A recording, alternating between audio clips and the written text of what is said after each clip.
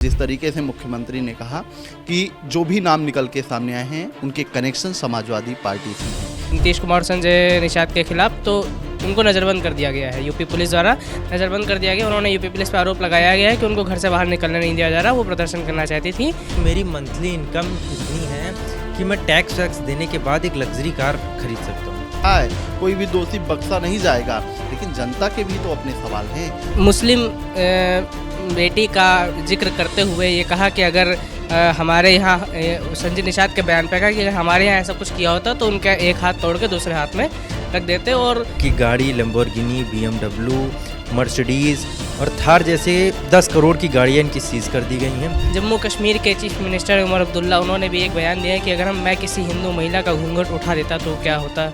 This video is sponsored by Ram Group of Companies, co-sponsored by Nature House and भैया G silver coated इलायची। नमस्कार, आपका स्वागत है दिन भर चर्चा में और हम मौजूद हैं अपने न्यूज रूम में पत्रकार साथियों के साथ और उनसे चर्चा करेंगे दिन भर की चर्चित खबरों पर। हमारे साथ न्यूज रूम में हमारे साथी अमन मौजूद हैं। अमन, आपके मुताबिक दिन भर की चर्चित खबर कौन सी है? देखिए, आज सदन का पहला दिन था और उसके बाद जिस तरीके से मुख्यमंत्री निकल के आते हैं सामने मीडिया के, तो उन्होंने जो बात बोली उसको लेकर कहीं ना कहीं सियासत में या यूं कहें पूरे यूपी में गर्माहट बढ़ गई है। क्योंकि मुख्यमंत्री लगातार कोडीन को लेकर और कफ सिरप मामले को लेकर सियासत चल रही थी, सरकार पर संरक्षण देने का आरोप लग रहा था। उसको देखते हुए जिस तरीके से मुख्यमंत्री ने कहा कि जो भी नाम निकल के सामने आए हैं उनके कनेक्शन समाजवादी पार्टी से हैं, कहीं ना कहीं विपक्ष तो इस मुद्दे को तूल दे ही रहा है, लेकिन जनता के मन में भी सवाल है कि अगर समाजवादी पार्टी का कनेक्शन था या मान लीजिए भारतीय जनता पार्टी से ही कनेक्शन रहा होगा, तो जो भी दोषी हैं उनके ऊपर कार्रवाई होनी चाहिए। और कार्रवाई अगर हो रही है तो इतना विलंब क्यों?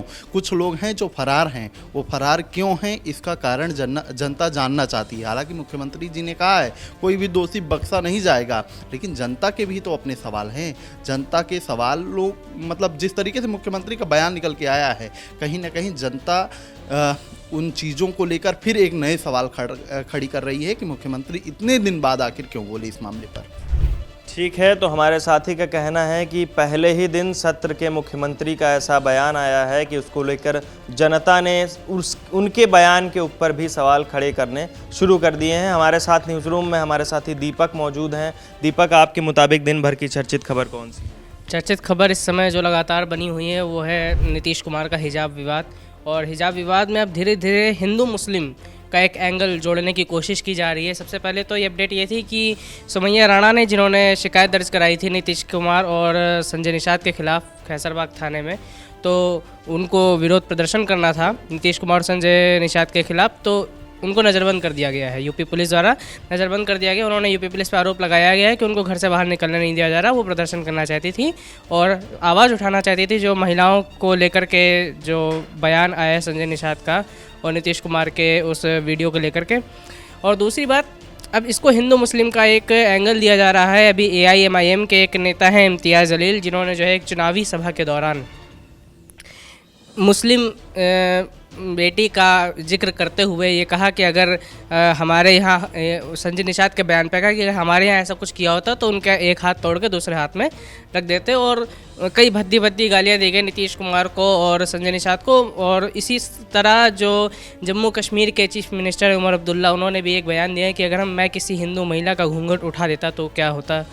तो मतलब इस तरीके से हिंदू मुस्लिम का एंगल भी अब धीरे धीरे दिया जा रहा है, यानी कि ये विवाद अब ये ख़त्म होने का नाम नहीं ले रहा। विपक्ष लगातार इसको उछालता जा रहा है। हो सकता है कि आने वाले, क्योंकि संजय निषाद का जो बयान, इसमें एक तरह से यूपी की इन्वॉल्वमेंट जो हो गई है संजय निषाद जो कि मंत्री हैं उनके बयान के साथ, और बीजेपी का अभी तक रुख इस पर अभी साफ नहीं आया है। उधर गिरिराज सिंह ने भी एक ही बड़ा अजीब सा बयान दिया था नीतीश कुमार का बचाव करते हुए।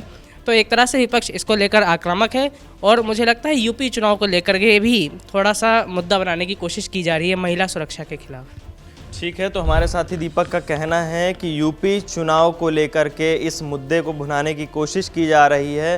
पूरी तरीके से जो है, जो विपक्षी पार्टी है वो सत्ताधारी पार्टी का विरोध कर रही है। कई सारे लोगों के जो बयान हैं उनका पुरजोर तरीके से विरोध हो रहा है और जो नेता हैं, जो विपक्षी पार्टी के नेता हैं, वो अपने स्तर पर उनको जलील करने का या उनके बयानों को गलत ठहराने की कोशिश कर रहे हैं। सुमैया राणा जो हैं उनको नज़रबंद भी किया गया है इस केस में।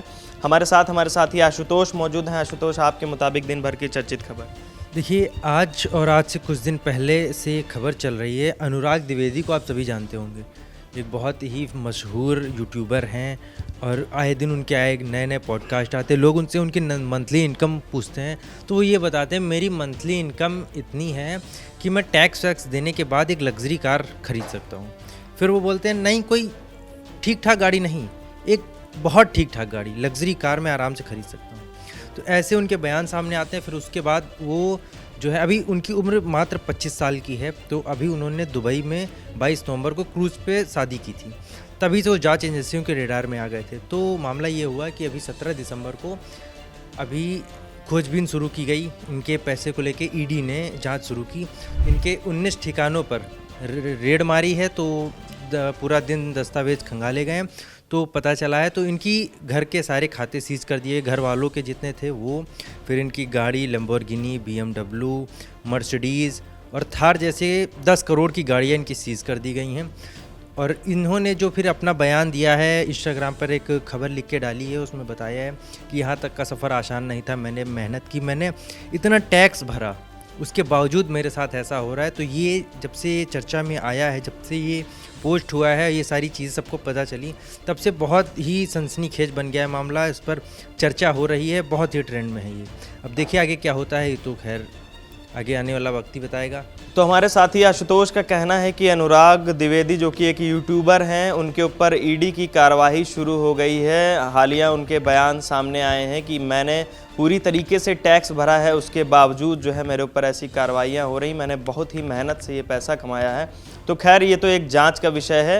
ये थी हमारे साथियों के मुताबिक दिन भर की चर्चित खबरें। आपके जहन में अगर ऐसी कोई चर्चित खबर है तो हमें कमेंट बॉक्स में कमेंट करके बताइएगा। वीडियो को लाइक और शेयर करिएगा, चैनल को सब्सक्राइब करिएगा। देखते रहिए क्राइम चौक। कैमरा पर्सन अभिजीत के साथ, धन्यवाद।